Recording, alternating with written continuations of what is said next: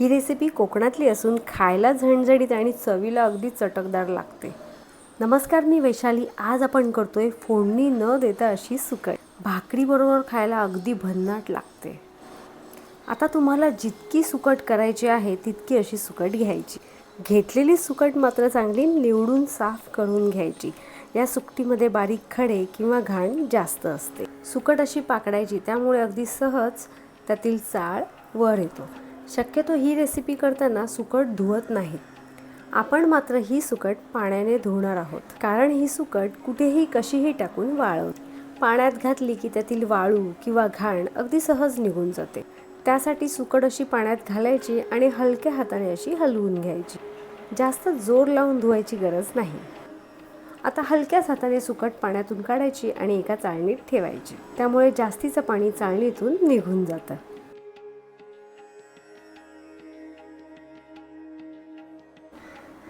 सुकट अशी पसरवून ठेवायची, त्यामुळे त्यातील पाणीही निघून जातं आणि सुकट अशी पटकन सुकते। आता आपण सुकट भाजणार आहोत। सुकट भाजण्यासाठी तवा किंवा तुम्ही जे कोणतं भांडं घेणार आहोत त्याला थोडंसं असं तेल लावायचं। त्यामुळे सुकट जरी थोडीशी ओली असेल तर गरम भांड्याला ती चिकटत नाही। तेल मात्र थोडंसं लावायचं, भरपूर घालायचं नाही, नाहीतर सुकट भाजून कुरकुरीत होण्यापेक्षा कडक होईल।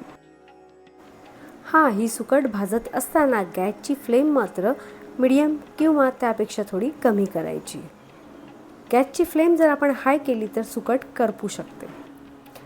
मस्त, पाहू शकता आपली सुकट भाजून तयार आहे। आता ही सुकट एका भांड्यात काढायची।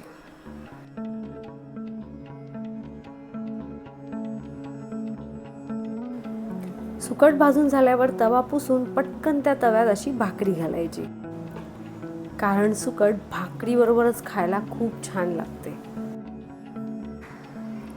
बारीक चिरून असा कांदा घ्यायचा।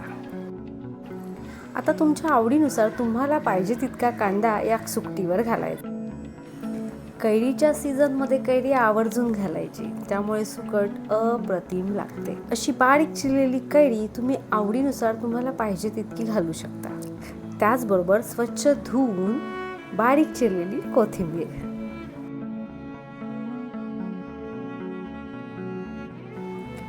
आणि चवीपुरतं मीठ घालायचं। मिठाचं प्रमाण थोडं कमीच घालायचं, कारण जरी सुकट आपण थोडी धुवून घेतली असली तरी तिला थोडंसं मीठ असतंच। आता पाव चमचाभर हळद।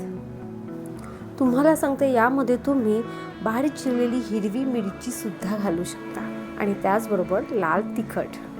तिखटाचं प्रमाण तुम्ही तुमच्या आवडीनुसार कमी जास्त करू शकता। आता हे सर्व साहित्य अगदी व्यवस्थित असं मिक्स करून घ्यायचं।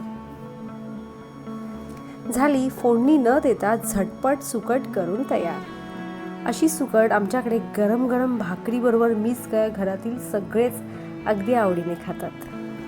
त्यामुळे तुम्ही सुद्धा अशी सुकट नक्की एकदा ट्राय करा। नेहमीप्रमाणेच बोलता बोलता वेळ झाली आता निरोपाची। तुम्हाला जर आपली आजची रेसिपी आवडली असेल तर आपल्या रेसिपीला लाईक, शेअर, सबस्क्राईब करा। बेलचं बटनही नक्की दाबा आणि प्रत्येक येणाऱ्या नवीन रेसिपीला हाईप करा। ज्याप्रमाणे तुम्ही आपल्या सर्व रेसिपीज पाहता त्याचप्रमाणे पाहत राहा। पाहता पाहता करतही राहा आणि करून झाल्यावर कमेंटमध्ये मात्र नक्की सांगा तुम्ही केलेली तुमची सुकटीची रेसिपी कशी झाली।